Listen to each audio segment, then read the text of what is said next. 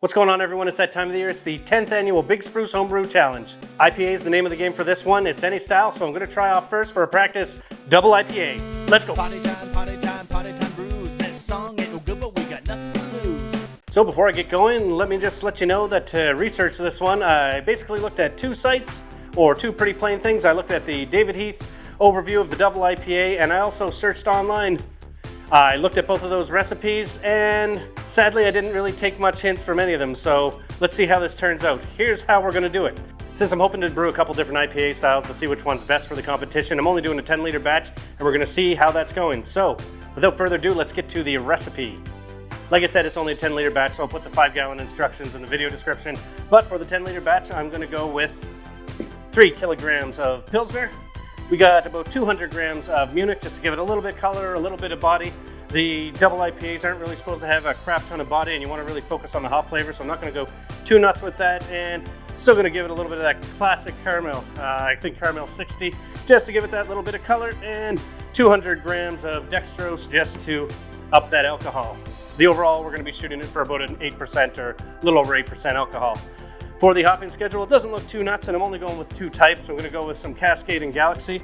Basically, I lied. We're going to start with Magnum, about 20 grams for the bittering, and we'll put that in at around 60 minutes. At 45 minutes, I'm going to throw a little bit of first smash of Galaxy in there. We got 15 grams of Galaxy. 30 minutes, we're going to go another 15 grams of Cascade. And to end it all up at the 0 minute, or for the Whirlpool, I'm going to bring it down to 180, and we're going to try 2 ounces, 56 grams of Galaxy again. Once that's all done, I'm going to leave them in there a little bit longer than normal, and we're going to go with a Mangrove Jack's Hophead ale yeast. I've never tried this before. I'm going to go with 2 packs since it's a little bit on the higher gravity side. And I'm also going to throw, I don't have it on the table here, but I'm going to throw a little bit of yeast nutrient in there just because it's a little bit higher alcohol percentage, and I really want to try to get this one going good. So it started off well, everything was nice and organized. We got the strike water to about 68 degrees, and then... How about we crush those grains first? So I accidentally tried conditioning the grain first. And then we crushed the grain. A few weeks later, my grain mill was a little bit stuck, had to clean it out. But then we were back to doing the brew day. Got it all stirred in, everything looking good, checked the temperature, and less than 60. So I threw a bunch in a pot and did a semi-decoction mash to try to bring it back up to heat. That didn't work super well, so I ended up just pulling the bag up a little bit and heating it up with the element. You need to pull it off the bottom or she'll burn or melt the bag. Okay, so we managed to keep the temperature from somewhere around 65. It only went down to 62 during the hour mash, so that's not too bad. We're just going to move this and let's drain the bag. So I gave it a good squeeze. Looking like about 1.055 pre-boil, which isn't too bad considering that doesn't have the dextrose in it either. So we'll see it post-boil, and then we'll have the dextrose, see how that works. At this point, she was brought up to a boil, and the hops were all added. I'd just like to note that it did not come to a crazy hard boil, but it boiled a bit. So we're at the end of the brew day. I had to add a little bit more dextrose in there in order to get the final gravity where I wanted it to be. We got the Hophead ale yeast. I mentioned 2 packs before, but 2 packs will be for a 5-gallon batch or a 20-liter batch. Really, at the end of the day, it's only an 8-liter batch, so I'm happy with that. I will dip it in there, and we will throw the yeast into there first, and then it will just mix with it nicely as it is going. For the yeast nutrient, it says about 1 gram per 20 liters. This is only 8 liters, so triple dose just for the high gravity-ish would be about 1 gram. See if I can guess a gram. Looks like 1 gram.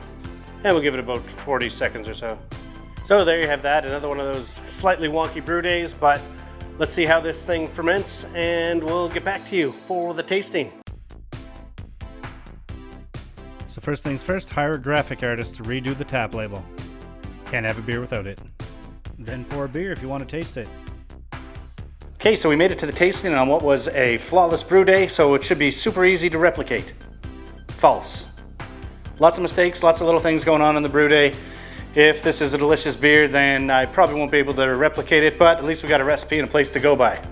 Let's give it a shot. First off, having a look. She's not super brilliant or anything, but as you can see, it's decently clear. Run the hands in behind there, see something or other, but looks good. The head's kind of holding there. I've had it poured for a minute or so now. Let's just give it some sort of little whiff, see what kind of aromas. Kind of got the hop bitterness, I guess not bitterness, but the hoppy aroma. It's not super fruity, but I am getting kind of a ripe fruit smell there, but you don't want to hear that. Let's just get going here. Yeah, just off the bat, I'm getting the bitterness. There's no kind of crazy alcohol bite on the first sip there, but I'm gonna have to jump in there and get a little bit more. So it kind of tastes like just fairly bitter. I'm not getting any sort of like crazy hop flavors out of there, or any sort of fruit or anything. Just kind of a clean ale. I think it may be attenuated, or not attenuated too much, but might be just a little bit too dry for my liking. So in that case, maybe try to mash a little bit higher next time. It's decently well balanced, but it just doesn't have as much flavor as I think I'd like there. So I'd maybe try a few more. Maybe get a Citra in there or something a little more tropical. I find the Galaxy tends to be just a little bit, I don't know, not necessarily dank, but just kind of a little bit more bitter of a flavor, and the Citra would probably round it out. A bit more on that. Don't want to use Citra for everything, but damn, it works well. Yeah, the mouthfeel, like I said, it's a little bit dry. Could use a little bit more body. Maybe I did end up adding a little bit of extra sugar at the end there, so maybe add some more of that Munich there to give it a little bit more depth. So, and I'll just say with this one, it was about a week ago when I first kegged it. It did have a little bit more fruity taste, but those are kind of dissipated. I don't think it's definitely not getting an oxidized flavor or anything like that, but could definitely use more. So I think I need a bigger dry hop hit and something to put a little more depth of body into it. Maybe some flaked wheat, as recommended by Kevin when he tried it last week, and maybe just a little bit more of the malts to make up for that percentage of alcohol, as opposed to just throwing the dextrose in there. So try with a little bit more malt, throw in some flaked wheat there, maybe get some better head retention, blah, blah, blah, and maybe mash a little bit higher to keep some of that body going there. And I won't focus on Galaxy as kind of the hops, or maybe I just shift all the hop additions, maybe shift them a little bit more towards the Whirlpool instead of having the 30 grams kind of at the 45 and 30 minute mark.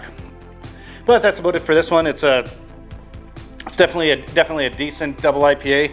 It's really easy to drink, doesn't have any of that alcohol bite, but I could use a little bit more with it. So a little bit more malts, a little bit more, maybe some adjuncts like the flaked wheat there to give it a little bit better head, and a little less dextrose in there to maybe keep it a little bit more body in it. But yeah, I'd say I don't really recommend trying this one, but take a listen. You kind of saw what I got out of it. You saw the recipe, and make your own interpretation from there and go with it. Again, like I said, big shout out to David Heath, because he's kind of the basis for all the start of the recipes, and then I end up messing them up when I don't have the right ingredients and stuff. And the other one are the brew your, kind of the articles, brew your best, DIPA, brew your best. A lot of other beers they have articles on, and those are great starting points for going for the recipes. But again, if you've watched it, you made it this far, you might as well be at least slightly interested or slightly liking it. So if you like it, you might as well just hit a button around somewhere over here. Don't forget to subscribe if you haven't already, or don't, doesn't really matter.